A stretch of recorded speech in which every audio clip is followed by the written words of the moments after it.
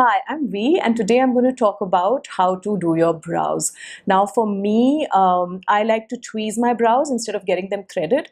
I did get them threaded many years back. The first time I did it, I got it done when I was 18, and according to me, that's the biggest mistake I made in my life, because when people do your threading, they thread the top of your brows, they thread the bottom of your brows, the side of your brows, and you just get like this very harsh looking line, which is your eyebrow, which has no dimension, which has no natural shape, which just takes away the softness of your features.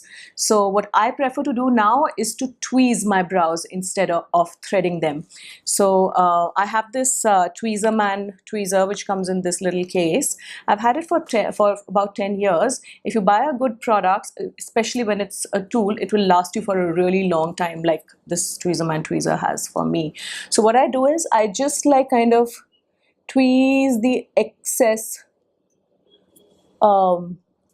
just tweeze the excess. I don't try to make it super perfect or super shaped.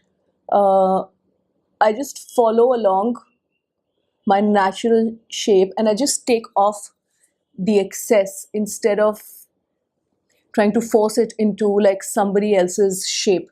I know people in the West have started adopting threading, but I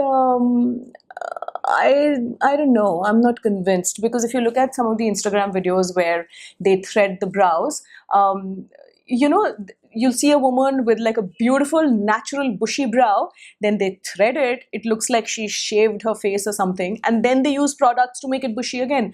It just doesn't make sense to me. So I prefer, God, what is this? So I prefer tweezing, and I think you should do it too. A lot of women are scared of tweezing, but really for me, threading was like extremely painful. So this is what I do now. Just take off the excess, not more than the excess. Even while you're growing your brows out, you can just like tweeze out the excess. I mean, tell me how many women are really trained in dimension and proportion of the brows, right? It's just like blind threading. There's no real care taken that, oh, it should be like the best for your face. And I'm not just talking of things in India. I'm just talking about threading in general. It just looks too harsh according to me. You just need to tweeze a little bit, and that's it. So this is what I do for my brows. I think you should try tweezing also.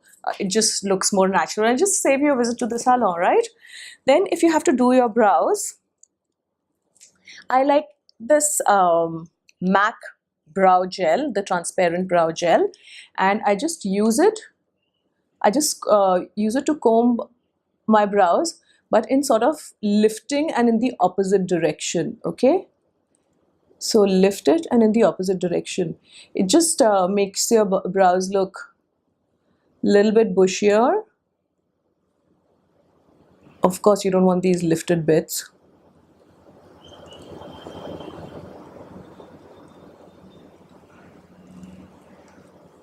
Okay, so you do it on one brow, and then you do it opposite way like this on the other brow.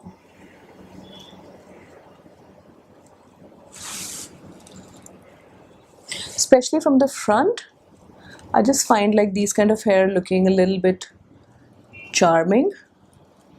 I don't also trim my brows, because again, that looks too, I don't know, not natural. And whatever makeup and everything I put on my face, I want it to look like I won't say natural, because makeup can only look natural to a limited extent, right? But it should look like an extension of me. Anyway, I'm going to try to dry this brow gel,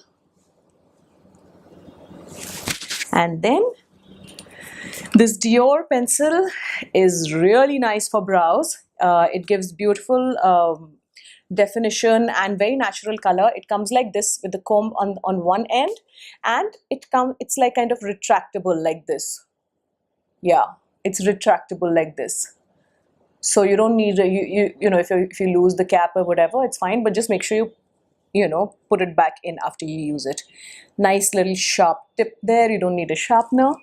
And then my thing is that I just use any makeup product, to make up for the deficiencies.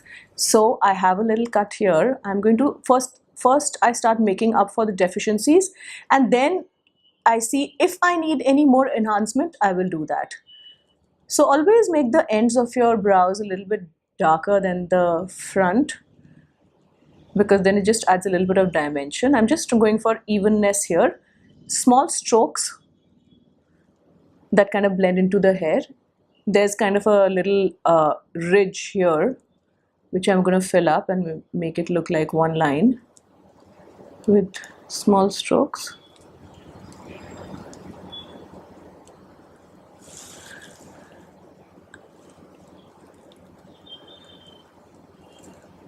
Okay, and that's where I'm going to stop on this brow. Second brow, again, you see there's this empty space here.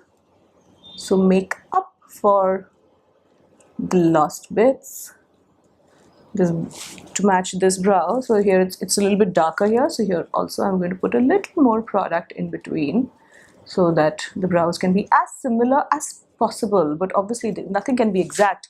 The two sides of a face are always different. And then the end,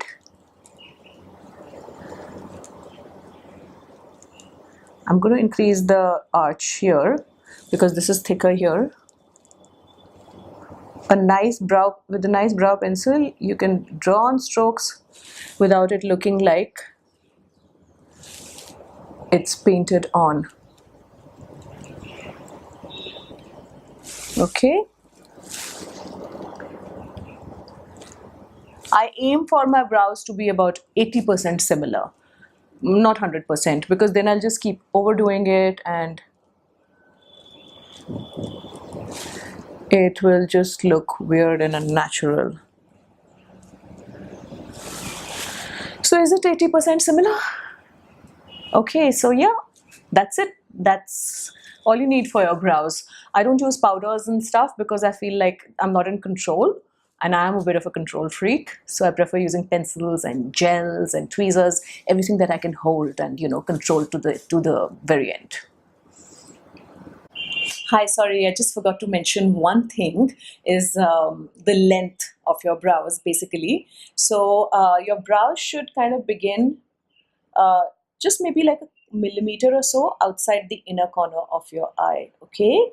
And they should end, if you try to put a pencil like this, from the center of your cupid's bow. If you take it from the side of your nose, then they should end towards this angle. Super long brows that come till here, you know, I mean, which are threaded on the side, but they're super long. They just look, I don't know, pedestrian, not very elegant, whatever. So just when you're tweezing, measure. All right, this is your measure.